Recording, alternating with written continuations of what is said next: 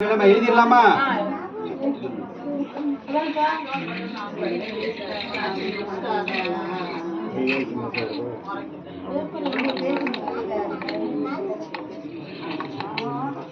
பவிமா, பவி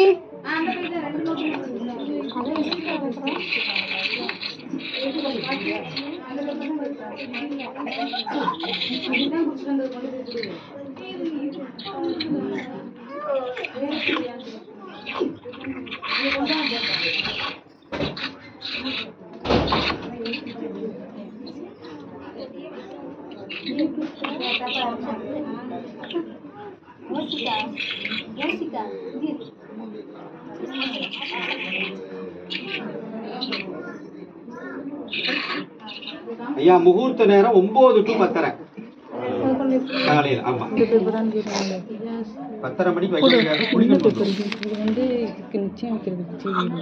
9 to 10:30 செஞ்சிடலாம். முன்னாடி எங்களுக்கு தெரியாது. 11 மணிக்கு இங்கே கல்யாணம் வச்சிருக்கோம். தாலிட்டு வச்சிருக்கோம். நம்ம ஒரு முறை வச்சிருக்கு. 11 மணிக்கு பொண்ணு அப்படியே கூப்பிடுறாங்க அவங்க. அப்ப பண்ணதுங்கிறது பின்னாடி அது பின்னாடி 1/2 மணி நேரம் முன்ன இருக்கும், பின்ன இருக்கும். திருப்பூற்ற நேரத்தை அதுக்கு பின்னாடி நல்ல நேரம் 10:30 மணிக்கு மேல நல்ல நேரம் இருக்கான்னு பாருங்க. 10:30 to 12 வந்து புலிகன் வரும். சரி. காலையில 7:30 to 9 யமகண்டம் வரும். 9 to 10:30 மட்டும்தான் இருக்கு. அதுக்கு முன்னாடி வேணும்னா யாருக்கு ஒத்து வராது? 6 to 7. அதெல்லாம் முடியாது. இந்த டைப் எப்படி?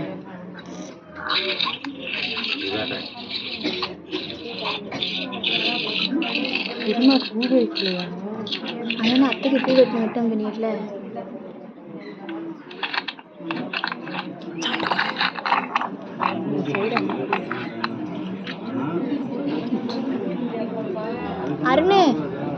அருண் புத்துவா ஒரு டைம் பார்க்க ரோட்ல நின்று விளாட்றாக்கா, பையனா இருக்கு. எப்படியும் அப்படி வெளியே போய் நான் தாக்கா முன்னாடி தெரிஞ்சு அப்படியே போயிருப்பாக்க அங்கிட்டு. உடனே யூடியூப்ல அப்லோட் பண்ணாங்க.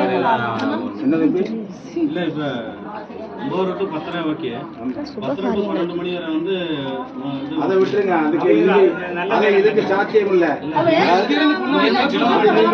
ஒண்ணு இல்ல தாராளமா கூட்டிட்டு போகலாம். அதுல பிரச்சனை இல்ல.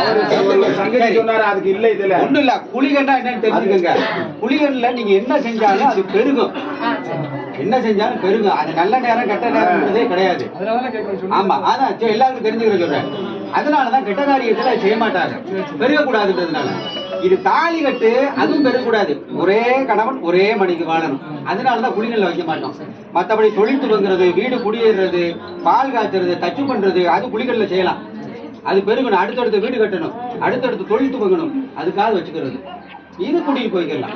சரியா? 10:30 மணிக்கு மேல.